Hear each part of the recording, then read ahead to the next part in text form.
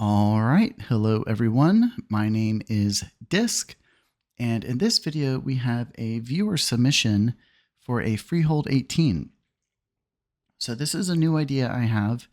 I actually had it a long time ago, but it never really happened.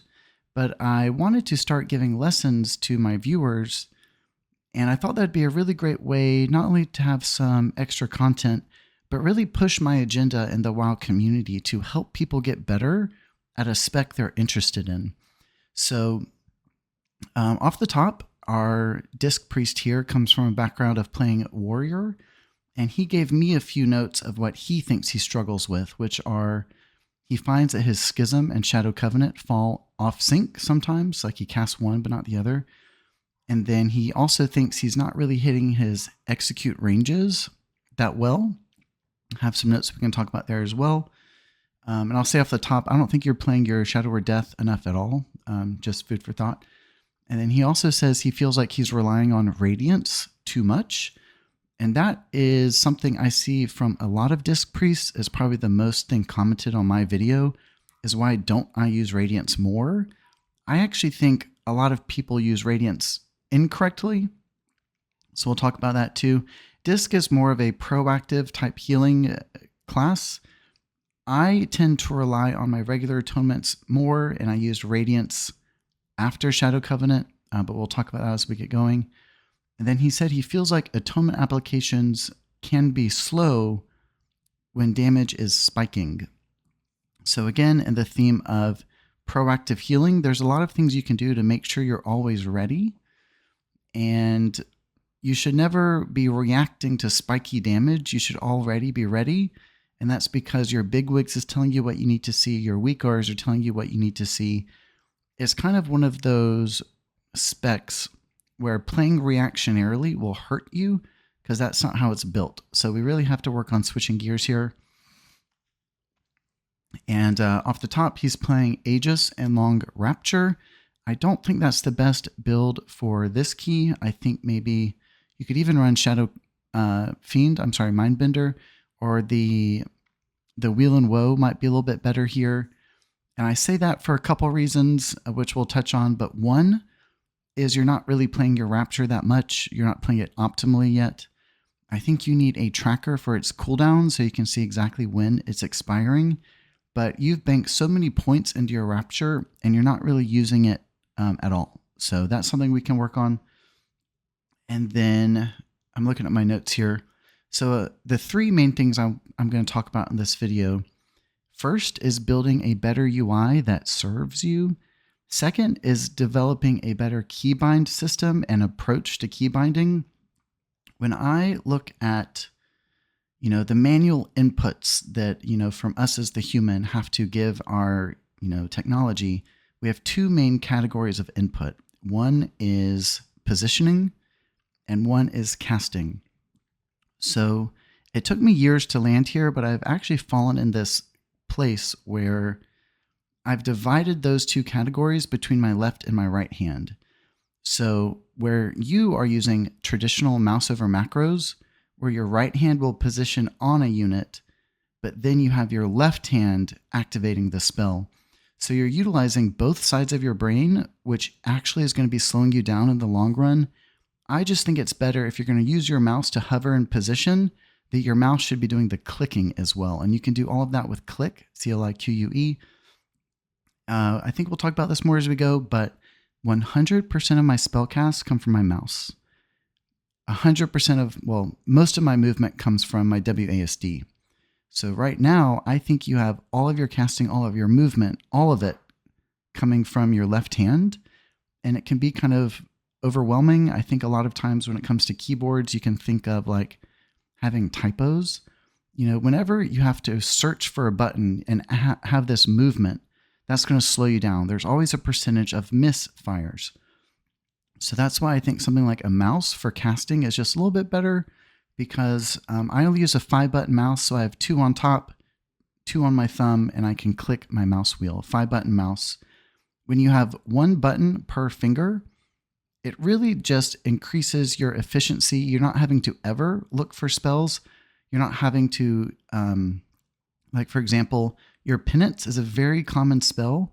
You have it, walled behind a shift. So shift 2 is really hard for something that's so common. And shift 2 is going to be competing with your WASD. So I find a lot of times, even with these spells where you can move, you're not moving because you're spellcasting. There's this competition between your hands for what am I going to do first. And I think that's going to slow you down quite a bit. And movement is such an important part of Mythic Plus. You really should take some time and try and develop a click keybind system. Take all of your spellcasting to your mouse. And I'm also saying this because you're missing so many dodge mechanics. So I think you need to give a lot more priority to dodging. And I think if your hand that controls your movement isn't competing for spellcasting also, you'll have more effective play all around. Use spellcasting for one half of your brain, movement for one half. If you kind of compartmentalize it that way, I think you can handle it better. And that's just where I've landed after years of play. I will say I started in a place kind of like this. Initially I thought you could only bind spells 1 through 0. And then I kind of figured out, I can put it on letters also. And I kind of just had this maze of a system on my keyboard where I'm pressing all. It's just, I don't think that's the most efficient way to cast. Putting it into your mouse, I just think is a lot better.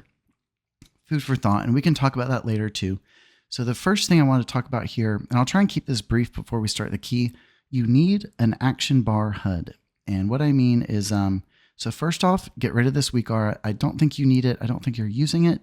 It's kind of a redundancy. We need to eliminate as many of those as possible. We always need to open our UI everywhere we can. So we need an action bar HUD here. One of my largest notes is you're barely using your spells at all. So things like Pain Set, PI, Rapture,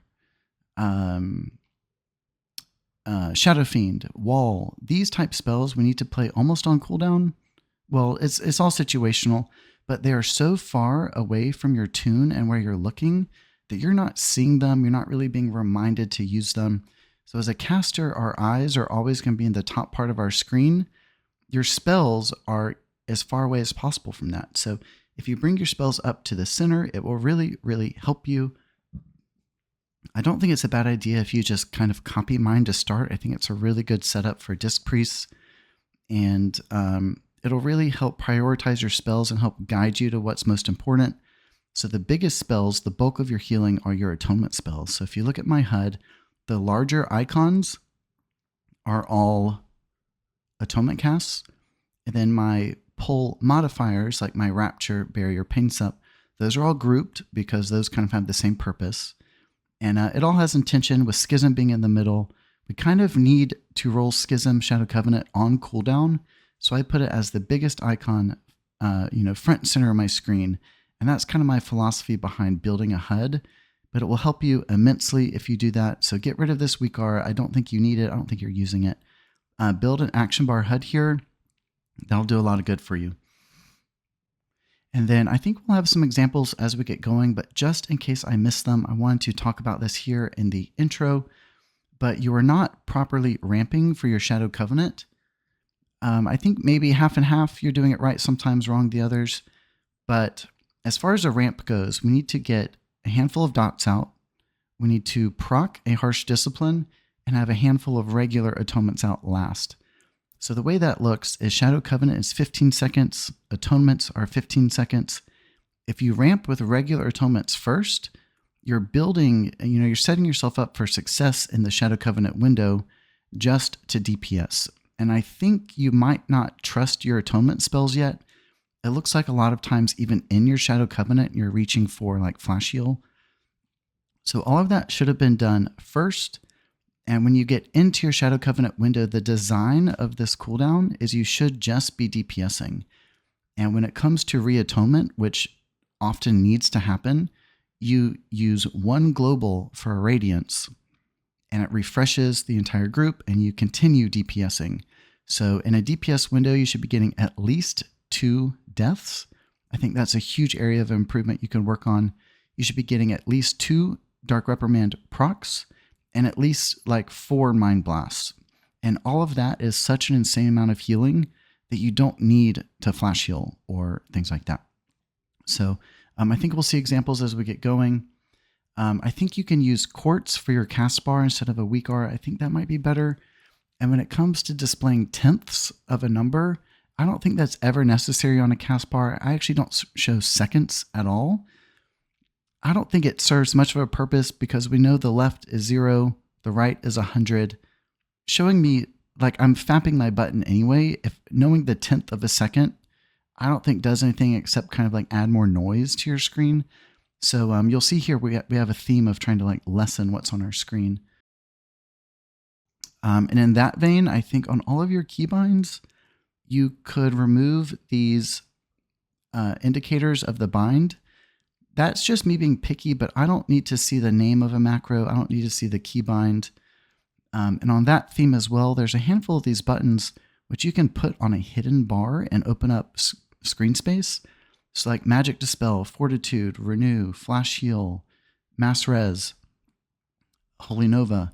All of these type things don't have a cooldown. You can take them off the screen, keep them bound, and just open up a little bit of screen space that way.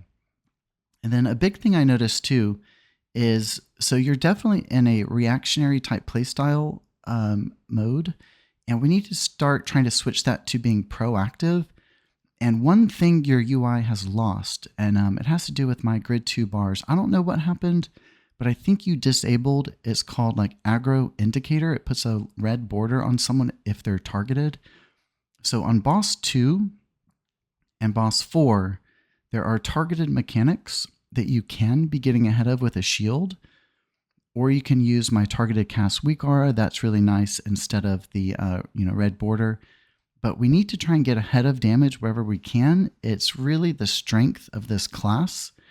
And right now your UI is kind of pinning you into being reactionary, which is not how this spec should be played. And then when it comes to other redundancies in your UI, I think you could eliminate some things. Again, we're trying to just open up as much screen space as possible. You have an atonement tracker over here, which gives you a number. I don't think you need that, especially since we have it on our bars. Also, underneath your tune in combat, you see like mana and health. So you have mana and health here, mana and health here, mana and health here, mana and health here. Have just maybe your bars and your player. So again, get rid of this weak aura altogether. And then you have like a green plus on your tune the whole time. I think you can drop that too. I'm not even sure what it is. And then another redundancy I noticed is my bars will change red when you can use life. But you also have a weak aura that puts a dotted yellow border on someone when they're sub 35. So that's a redundancy. And when it comes to these borders on unit frames, they are such an important indicator that you can use for something better rather than just showing you 2 ways to life. And I definitely suggest downloading my targeted cast weak aura. Also download my dispels weak aura. I think that is a much better use of putting borders on frames rather than 2 ways to see life. Food for thought. And then you had it in your last video I saw, but in this video you have your party nameplates turned off. As a healer, I think as a disc priest, especially, you should definitely keep those on. And it's mainly for using your radiance optimally. And I think we'll see many cases in here where your radiance misses the full party. So it is a short range heal. It's only 30 yards. So it's very easy to radiance the wrong person. What I try to, sometimes you just have to throw it. But what I try and do if I can, if I'm prepared, I'll look out into the field and look for my ally who's most central. And I cast my radiance there. So I don't know really any way to do that other than party nameplates. So I think you can turn those back on and it'll be to your advantage. And then as far as a couple helpful macros, I see you playing Feather just regularly. Like you open up the green area of effect, you find yourself, put it in front of you, click again, walk through it. Your quality of life will change so much if you just create an @player feather macro. And I have mine, if you're wondering, bound to mouse button 4 on my thumb. It is a great defensive skill, and having it, always accessible on your thumb, I just think is the best, thing to do. And user's choice, but you could also do an @cursor for barrier, @cursor for Mass Dispel. And then one thing, I think you told me you have like a macro for non-harm, or I don't know what your macro was, but a lot of your radiants are coming from like at player. It's a macro you have. Definitely think you should turn that off and use radiance just kind of standardly by directing it at whom you want. And again, you want to use your party nameplates to pick the best person. Another macro I really recommend is your Schism and Vampiric Embrace. So I think right now you're playing Schism, then Vampiric Embrace, which is, it might be better arguably. But since it is not on a global, you can macro it into Schism. And I just think that's a much better way to do it instead of having like, gosh, Shift 4, Shift Q. I don't know. That just seems so like hard to me. So I cast Schism just by rolling my mouse wheel forward.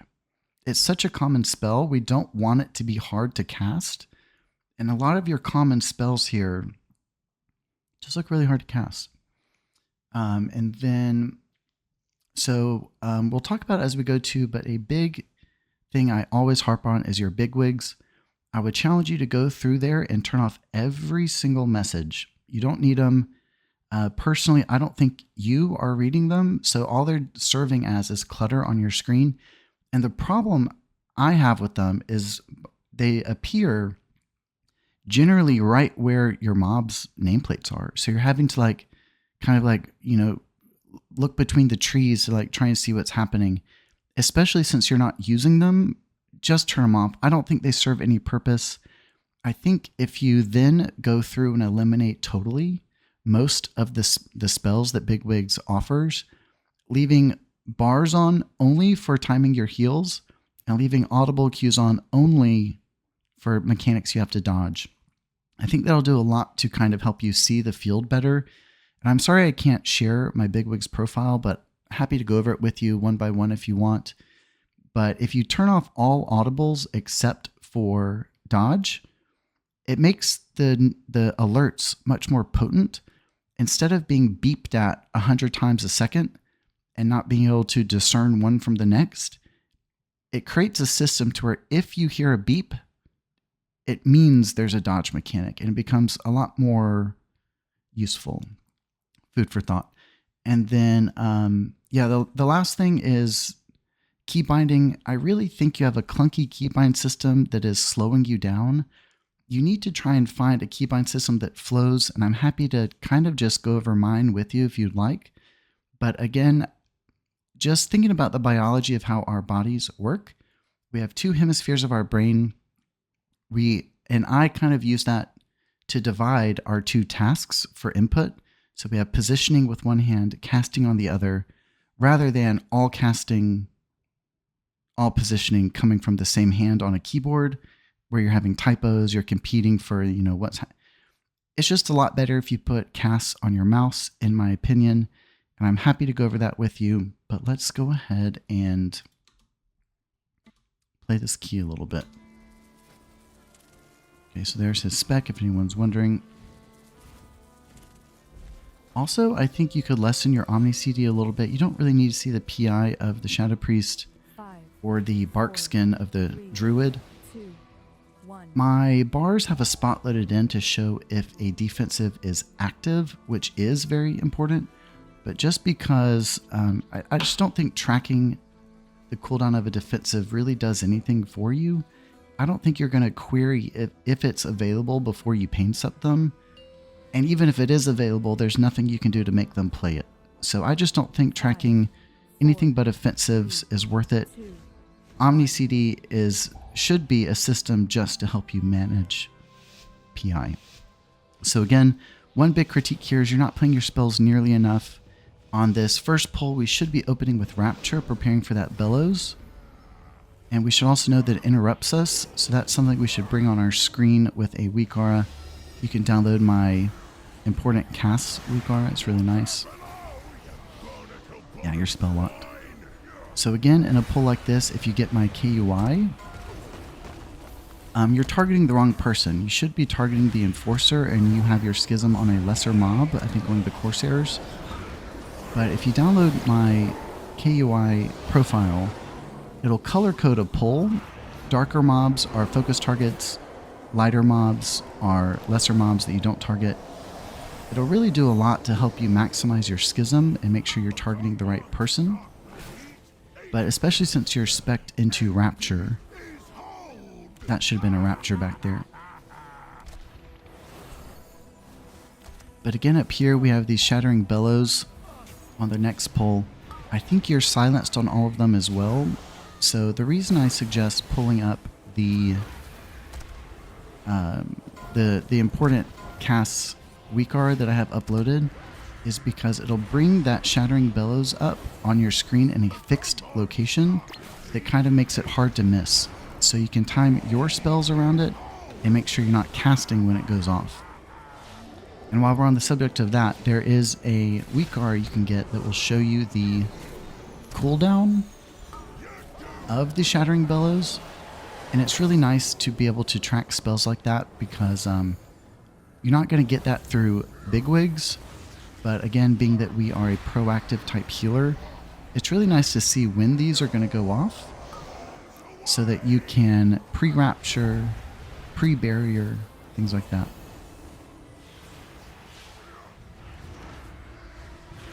This is definitely a Rapture pull.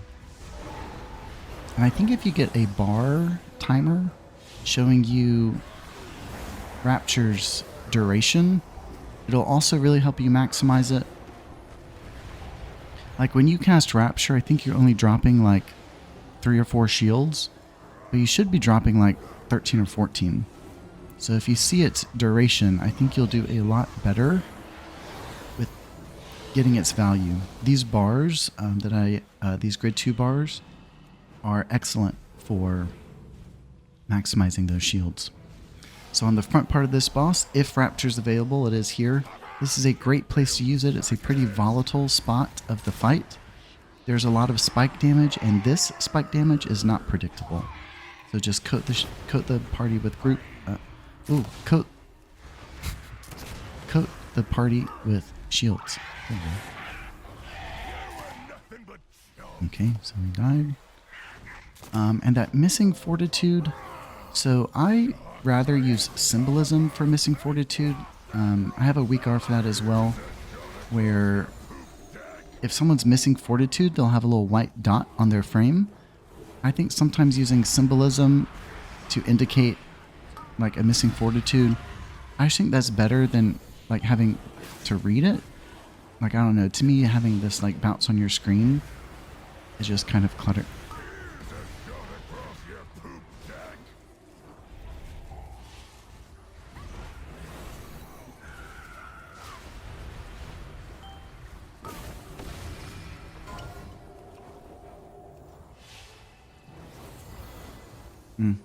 And that was a place where you did not radiance the best person, and I think that's because you have this at player radiance, and a better play would have been to hit the feral druid or the tank, and you might have also gotten the ranged on the other side of the boss. And we are moving on to the next area. Yeah, this health and mana underneath you I think could go away. And here we have an enforcer again. We know they have the bellows. We should watch. Yep. So that would have been a great place to pre-rapture. So I think it might be counterintuitive, but the best rapture is on a group with 100% health. And you were completely set up there. Everyone in party was full health, and you missed the rapture. So that would have been a great spot to rapture. And I also think you could move your party frame slightly to the left and open up the center of your screen a little bit more.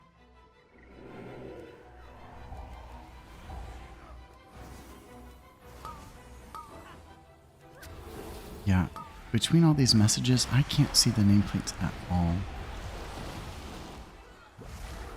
And I just know, I see so many people that have these messages up. I know they're not reading them either. They're just flashing the screen and taking up space. I just think a clean UI does so much more for accuracy than having all of that. I think a system of audible cues is also best. So yeah, I don't think those messages really do much. And I think here's where we see you schism the wrong guy. Yeah, so that's the problem we want to avoid. So if you have my KUI nameplates, there'll be one darker enemy in that pack, and that's who you want to schism, because what you did is you schismed a lesser mob and they died with the schism and you lost value. And right there, if you had an @player feather macro, that might have not happened, hard to say.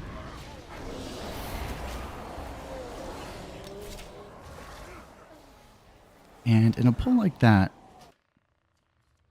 I'm always kind of geared and like ready for that blue splash attack, and I'm always also thinking of my exit strategy. And what I think happened there is you were kind of caught off guard by the attack and tried to run up that wheelbarrow to safety, and that wasn't the right play. Oh, you could definitely bind your mount. That'd be a good idea. So in this group, I also think you target the wrong person. See what happens. So you should be attacking the... Let's see how your Shadow Covenant goes. So per pull, you should always try and get one Shadow Covenant, sometimes two. And the first thing you want to think going into a pull is like you're fiending for dots, atonements, and a proc.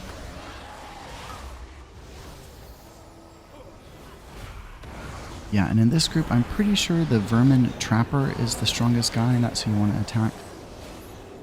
It's hard for me to remember all the names of the people. That's why I set it up in my KUI. Because I said it once, and I never have to do it again, and it kind of serves me every time I'm in here. I think you might have just body pulled that, I'm not too sure. And when it comes to bigwigs, I'd probably turn off all the bars here except for the grape shot. Leave the audible cues on if you'd like. But when it comes to the bars, I think per boss only having 1 or 2 on is better. And this is also a great place for Rapture. So if your bars had on the aggro indicator, or if you had the targeted cast weak aura, you'd be able to see those individual shots before they land and get ahead of them. Rapture is great for that. Single shields is great for that. But right now, with the way your bars are set up, you're kind of fixed in a reactionary playstyle because you can't see the damage that's incoming.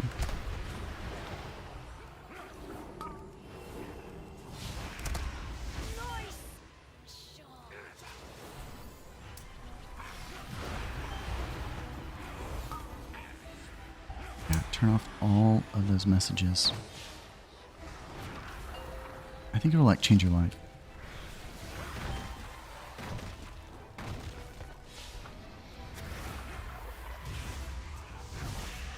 There were some good deaths. Moving on. So also all three of these pulls are great places to fear bomb. I don't think you're utilizing that spell that well either. We have these Frost Novas, which if you download my weak aura for important casts, it'll bring that on your screen in a fixed location, and that's kind of how I maximize fear. You kind of gotta help yourself see those casts. Yeah, and through here, I can't see the nameplates through all of these messages. I don't know how you do it. Like, you're just getting pinged 100 times a second.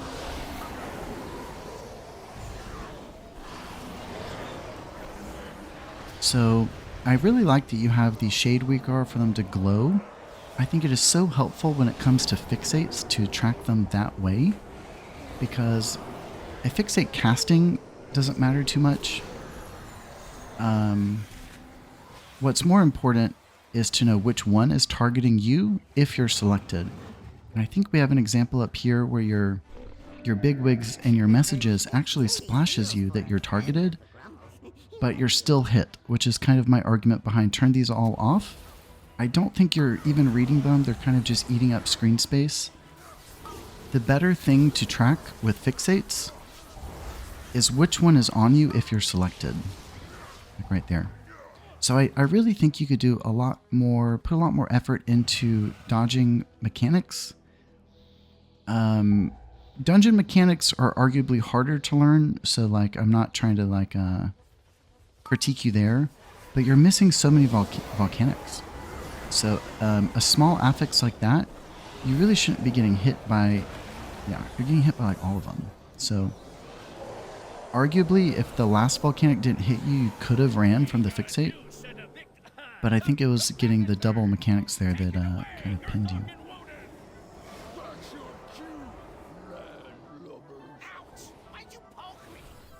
So I'm not sure which one's the strongest mob here.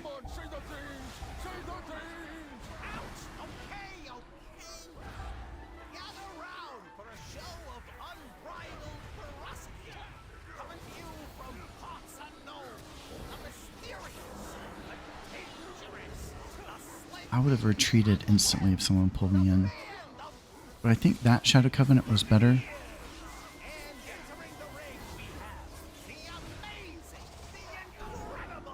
Yeah, a lot of your keybinds, when I look at your system down there, it just seems so hard. All of these spells that you should be casting like twice every 10 seconds are bound behind a double, like a modified keybind, and it's just, it seems a lot harder than it should be. So I'm coming up on 34, I don't know how old you are, but something I've learned recently, or it's taken me a while to get here, is to think smarter, not harder. And so like what I would do is if I'm noticing my Shadow Word Death is shift 1, my thought process would be, gosh, that's kind of so hard for me to press. I'm pressing it so often and there's such like a labor there to make that happen. How can I make that easier? And then you problem solve. Okay, so for these guys, really not much happens. I don't think you're... Let's see what goes on here. Yeah, really all you should do is pump Shadow Covenant on cooldown as much as possible. And I'm noticing here, I think you're missing a lot of value on Expiation. Do not underestimate that talent. It is so good for damage and healing. If you don't know it, so if you Shadow Word Death someone, that triggers Atonement. But if they have a dot on, the Expiation also triggers Atonement. So you're getting like double heals from those type spells. So unless it's very situational, but I try and always have a dot up when I'm using an Expiation spell. Sometimes you can't, but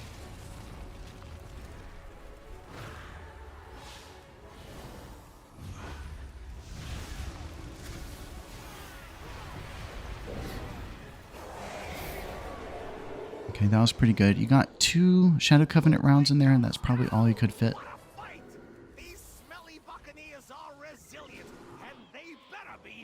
So just as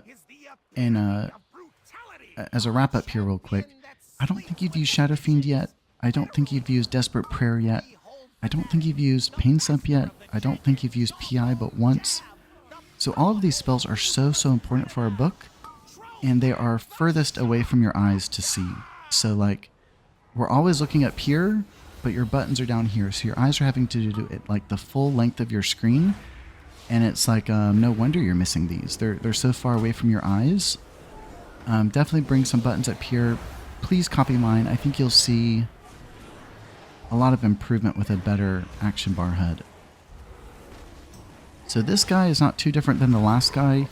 Possibly with bigwigs, I would only track rearm for bars. But when it comes to damage, you should just roll Shadow Covenant on cooldown. And it looks like he's at half health and you've not played it yet. The first thing I would do on this boss is literally fiend to get into my first Shadow Covenant as quickly as possible. Yeah, and here's one of these cases where you dropped your Shadow Covenant. You did your Schism, but not the other. I think it's bound to happen to all of us at some point. I still do it myself. But I've tried to bind those in a way that's easy. And it looks like you have 2 with Shift 4, Shift 3. To give you an idea of my bind, so I really like mouse wheel because with one roll, you have 4 to 5 activations. So I have roll forward as Schism, roll backward as Shadow Covenant. So you can really make sure, like, as far as an action goes, that it's kind of, it flows pretty well. I also have my screen shift purple when I Shadow Covenant. That really helps me, like, ensure that it cast. And yeah, so you could have at least gotten 2 Shadow Covenants there. You only got 1. You probably could have gotten 3.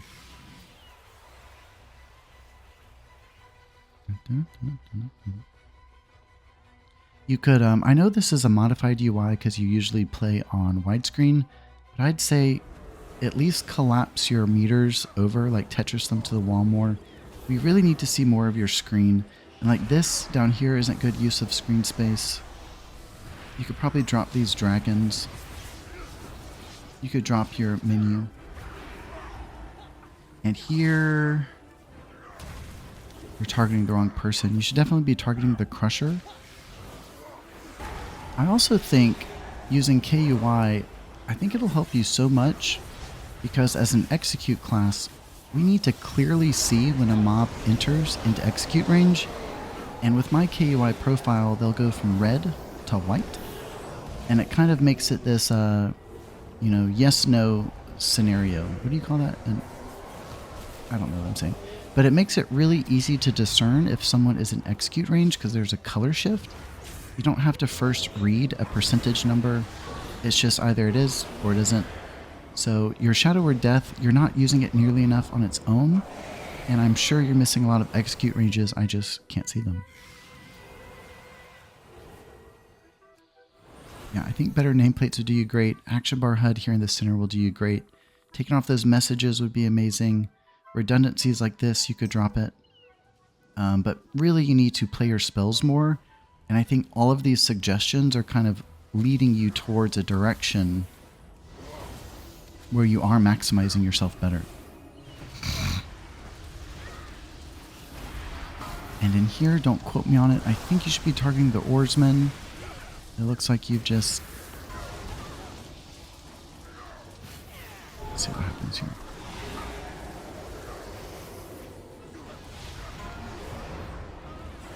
So that oiled blade, if you have my Dispel Weak Aura, it makes it a lot more visible when it goes out. And also if you have my targeted cast Weak Aura, you'll get a forewarning before the dot lands, so you can be a lot more quick with it. Watch my video. My Freehold video for that, you'll see it.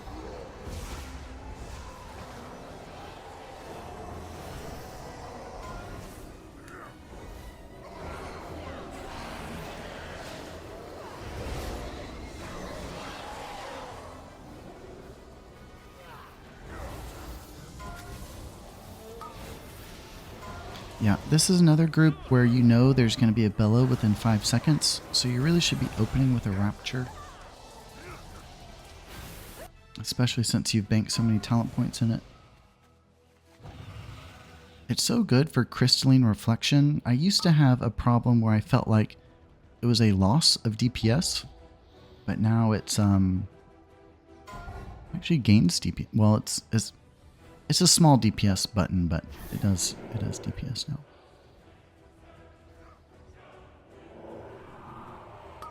So just some food for thought. My Flash Heal, I right click a unit. My Renew, I left click a unit. So I hover and click rather than hover and hit a key. I think combining those actions all to like the same hemisphere of your brain. So instead of your right hand positioning your left hand hitting the button, it all comes from the left. I think that's easier, like just based on biology of how our brain works. And for this boss, as far as Bigwig's bar timers, you should only be tracking the dagger. Okay, Harlan Sweetie. This is another boss where you can get ahead of the single daggers if you had the aggro indicator show with the bars or the targeted cast Weak Aura. Instead, the first thing you see is missing health. Let's see. Yeah. Well, you did something there, but the first thing I see is missing health, and it makes you a reactionary Disc Priest. which is just not how it's meant to be played.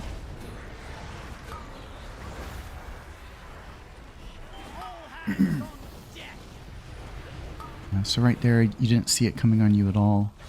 You have no indicator on your bars. And then when it comes to sub 60, the first attack is a double. So we have to move and heal. This is where you should already be rapturing because we are full health. To get ahead of the attack, we should have the group fully coated in shields.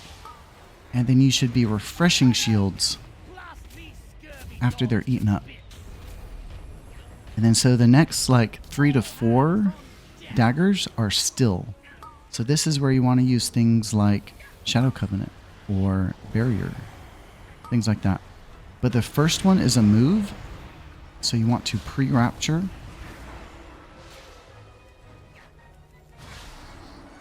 Looks like your Schism and Shadow Covenant are off again. This would be a great one to Barrier here, I think. Let's see. I think it's percentage based. No, I think this next one's a move for you. So the last one would have been good for Barrier. Yeah, so you Barrier here, but no one can use it because you're moving. Not the best play, but timed overall, and I'm really excited that people are loving Disc. I think it is such a fun spec. Oh my gosh, I hear dogs.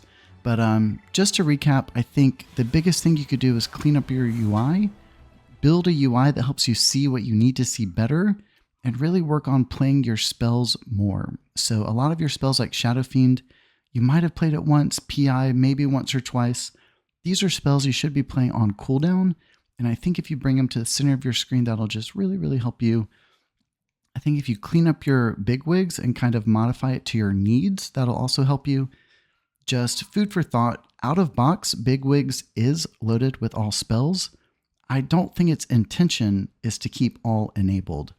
And then there's a weak guard to help you also track the timer of Shattering Bellow. Similarly, it has every spell in the game loaded. I think that's overkill. I think you should, whittle it down and have only the appropriate spells. And I think that'll really help you be proactive as a Disc Priest. And if anyone likes this video, I'm trying to do maybe one a week. We'll have to see what the feedback is like. But if you want me to analyze a run, happy to do it. Maybe if you have just a single boss fight, we can do that as well. But thank you, Pegglescoom, for being my guinea pig for this type of new video. And until next time, guys, Disc.